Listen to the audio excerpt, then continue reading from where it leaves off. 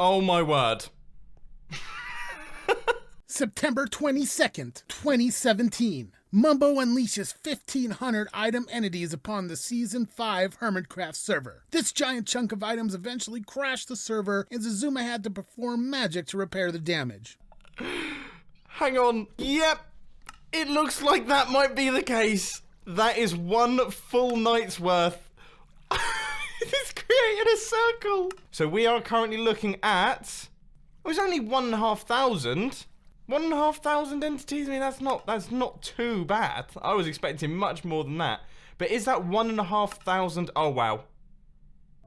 May 13th, 2023. I unwittingly release over 300,000 item entities on our Create server. My new reactor on Skybase goes nuclear, and the server pays the price. Mumbo's 1,500 items was impressive, but over 300,000? I mean, come on. So I had just released a little video warning people about the dupe and how it can destroy servers. Then I installed this new reactor on Skybase with the same duping technology, and I destroyed the server. Well, nearly. I mean, as you can see, we're here, we're back, but it was a few days of inactivity among the server because we could not log in. Dio and myself sorted through the issues, and the further in we got, the more it looked like the world was just corrupted and gone. But then I noticed something in the logs. This right here, and as you can see, there's over 300,000 item entities loaded. 300,000 is insane. You saw that clip. Mumbo crashed the big giant Hermitcraft server with just 1,500 entities. And we had 300,000. But Diosil, being the magician he is, was finally able to get the items removed after much hardship, and we are back running almost normal. We don't have our superpower here anymore that the reactor gave us, but we're here. And I'm very thankful I did not completely destroy the server, because that would have been bad. But on to the episode. I've got to do some building today, and I have been so stressed from what I did here, I just don't feel like building. So I'm gonna have somebody do the work for me. So why don't we head on over to the arena area and get started. Over here at the arena, as I said before, I've got a lot of plans. I want to put an armory in out here, and it's gonna go pretty much right in here. Now, I may have already designed it, but I don't feel like building it, so it's time to finally use the schematic cannon. That's right, this little cannon is gonna build it all for me if I've done it right, because I have never actually used this thing. Now, these chests and shulkers surrounding the cannon, that's all of the materials we're gonna need for the build. And the cannon itself, we've already got our schematic in place, so when we power the cannon, it will start building away. But my fingers are crossed that this is gonna work because I don't need to be destroying the server again. We just got it back from my previous shenanigans. So I am gonna sit over there in that lounge chair and watch this thing build my armory for me. I'm gonna be sipping some sweet, sweet builder's tea in the meantime. So enough talking, enough of breaking the server, let's get into our new build.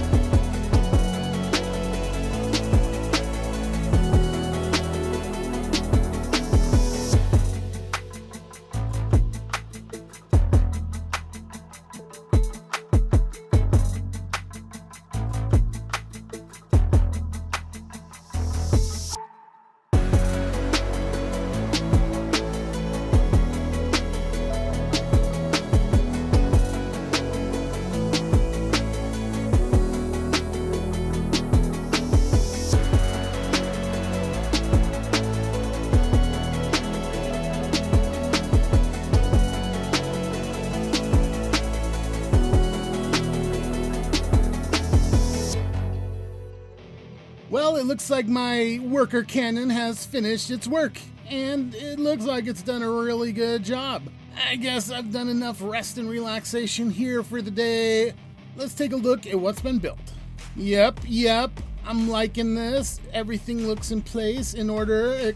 Well, maybe except for this. This was unplanned, but I was intending to do some landscaping anyway, and now I just really have to make sure I do it. No big deal. But I'd say the cannon did a great job. Take a quick look inside. Yep, everything looks right.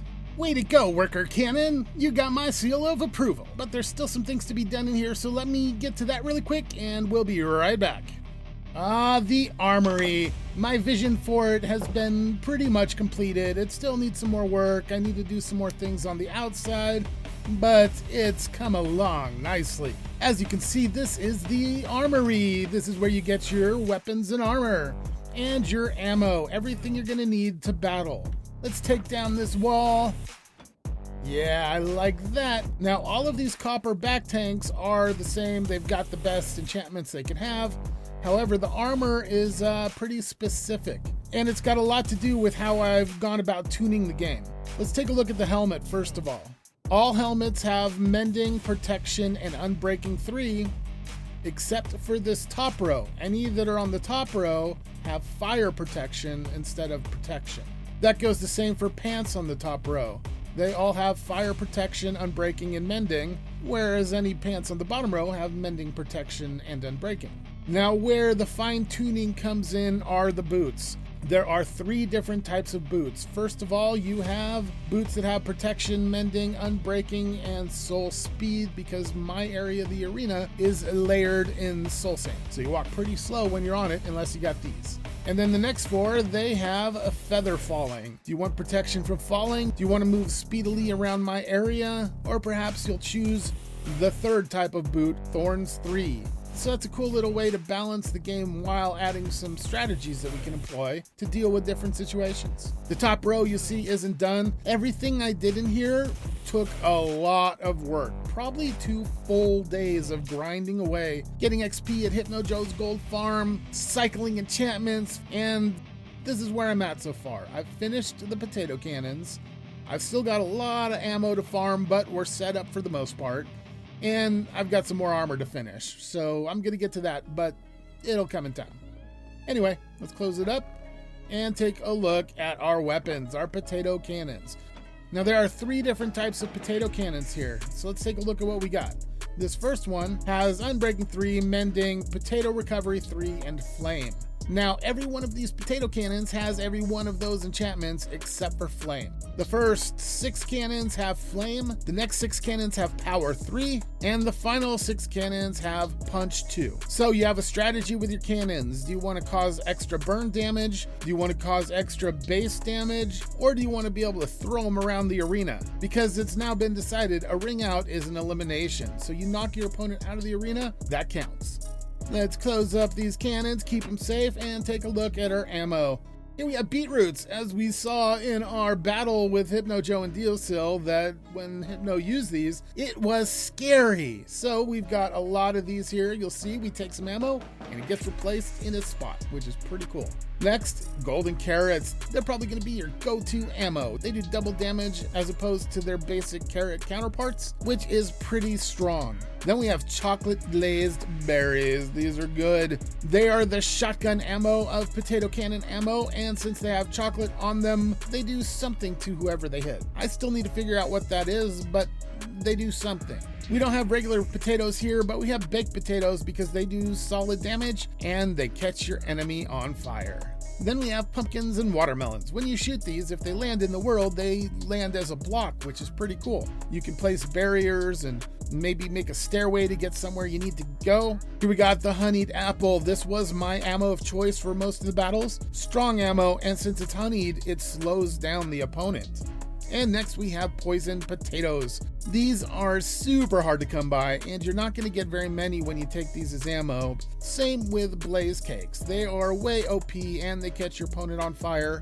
So we don't want to be giving out too many of these, so we're going to have some form of metering these when it comes to battling. Next, we have 2 forms of XP. This is to repair gear when we're battling. And finally, mutton. Yep, mutton. Remember, I make this over at Skybase and I've got too much, so I decided to put some here as a basic snack so we can use this as food and hopefully save some of our ammo, because most of it is pretty edible. Now these fruit barrels are to return your ammo. Any ammo you're done with using, you can just throw it all in there and I can resort it into the system later. And there is a little bit down below, so let's take a look. We've got a max size vault down here for all of our returns. We've got an awesome toilet paper roll windmill here powering all of our needs. And then over here, we've got a couple extra ladders. This takes us up to our resupply area. So there we go, the arena armory looking good. And hopefully it gets a lot of use here before the server's done. And maybe even some guests will drop by and get to use it too. Because Dio, Hypno, and myself shouldn't keep this all to ourselves. We should invite some others over to have fun with us. Something else I really like to do for fun is I actually develop another video game on the side. It's something I've done for almost 7 years now, working on the same game. But I took a 2-year break when I started my Minecraft channel. And speaking of that, I just actually had my 2-year channel birthday a couple days ago. Shortly after that birthday, I decided to start a second channel, and that channel is about the game that I'm creating, Gladatora. So if you have any interest in indie dev games, why don't you head on over there and check it out. If you have no interest in that kind of thing, no worries, you don't need to head on over. But all this watching the cannon build for me and breaking the server, it's been a long week. So I'm gonna take a little break and hit everything fresh in the morning. As always, thanks for watching everybody, and I'll see you later. Later.